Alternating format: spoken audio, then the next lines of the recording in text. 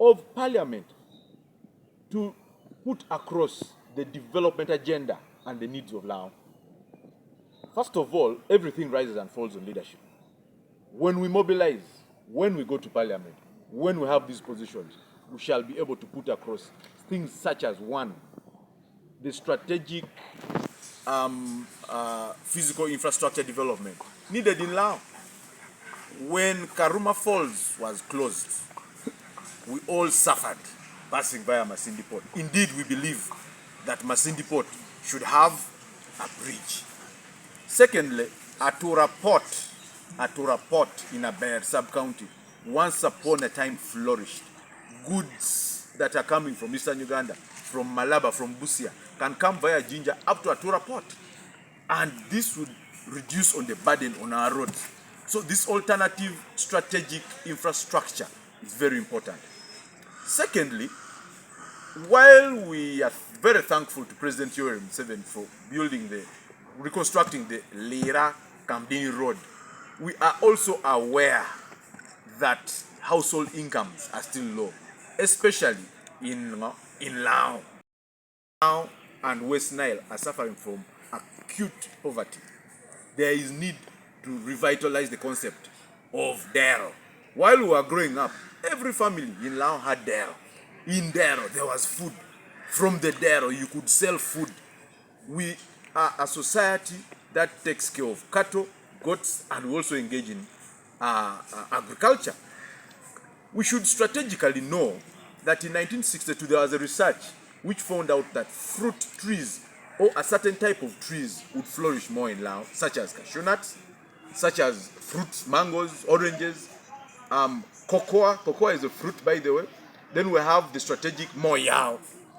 What is it that we produce as Lao that we bring to the table of Uganda? The other day, our brothers and sisters from central Uganda, the Baganda, were talking about coffee. And coffee is a big earner of income, forex, in this country.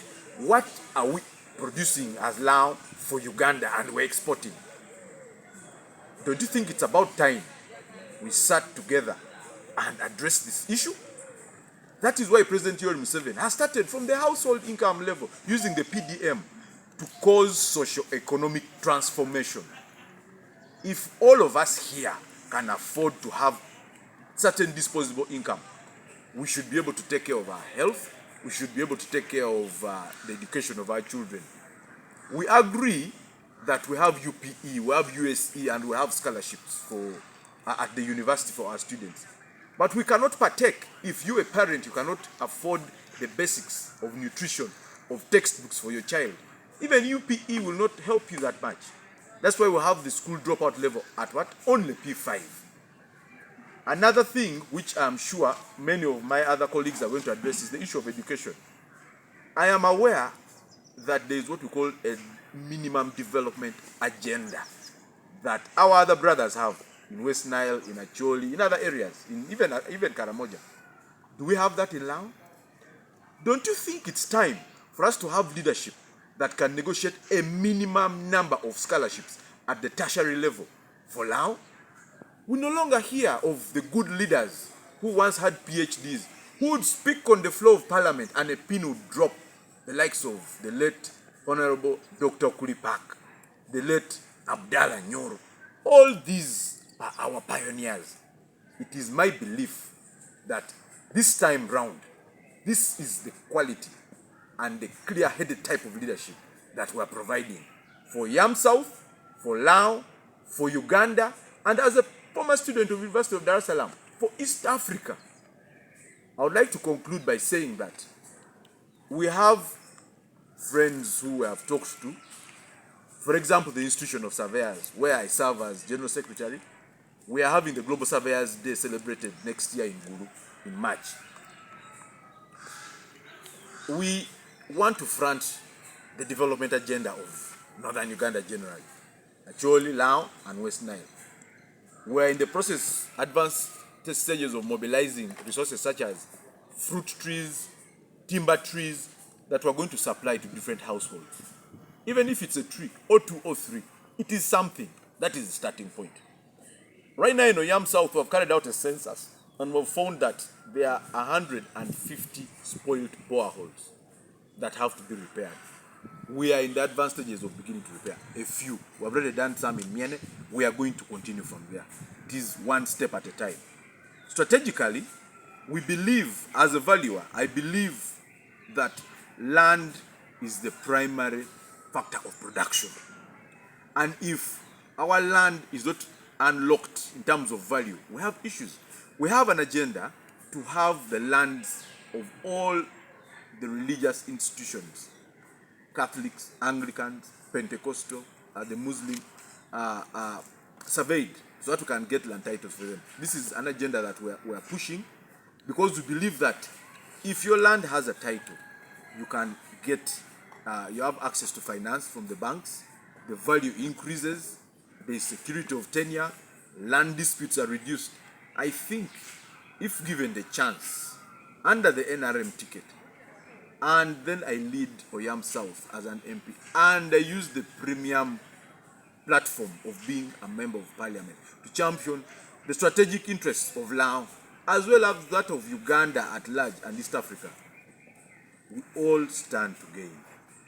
Together we stand, united we stand, divided we fall. This is the time for a development-based politics. And that should be the cause of Lao.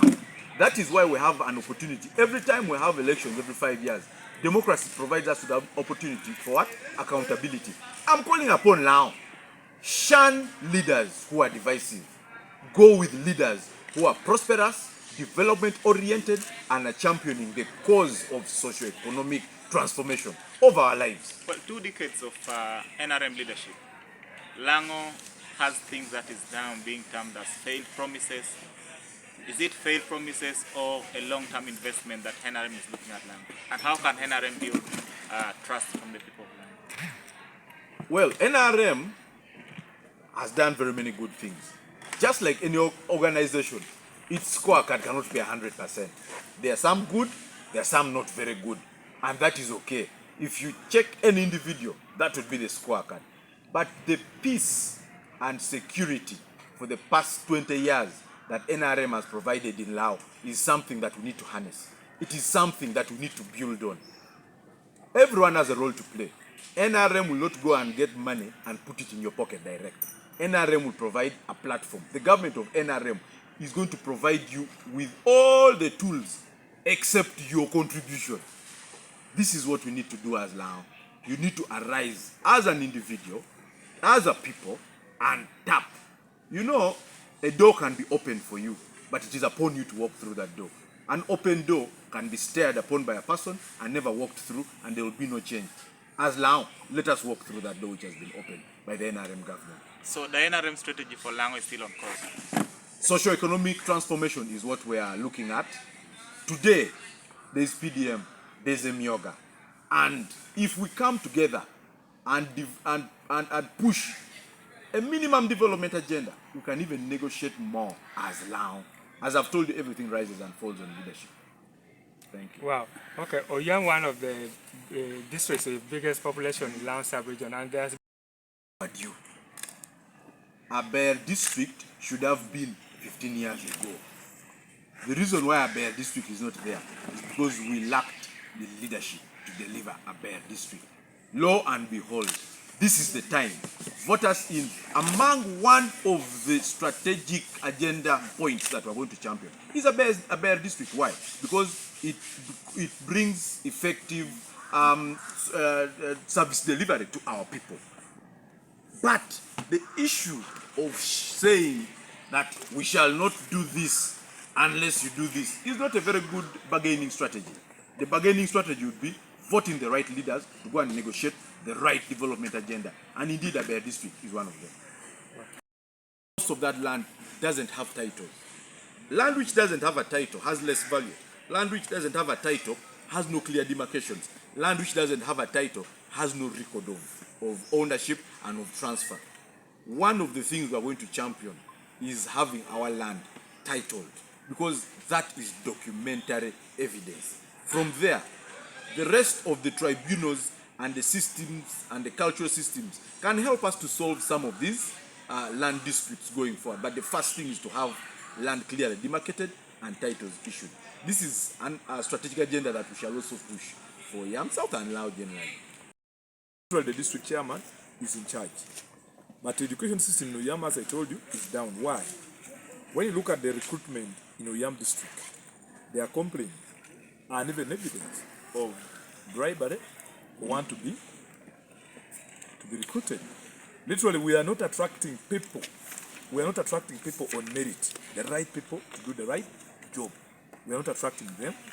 We are instead attracting people with money, but who are not qualified. They're the one we are ending with in our district service. And that is why, when you look at our grade A schools in Oyam district, that used to produce 15 first grade schools like ADP 7, Lawyor P7, Aber, and the rest, they have all dropped. They are no longer producing the guys it used to produce earlier. Why?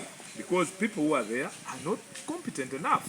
And as a district chairman, for me, when I get in, I want people to get the jobs on merit, right people. When Opito is poor, but is a competent teacher, he should have the job.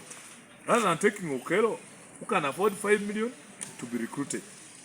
So for me, that is the first priority. When you look at the second one, on the issue of roads in Oyam, our district is big, and I think Oyam is one of the best in our sub-region in agriculture.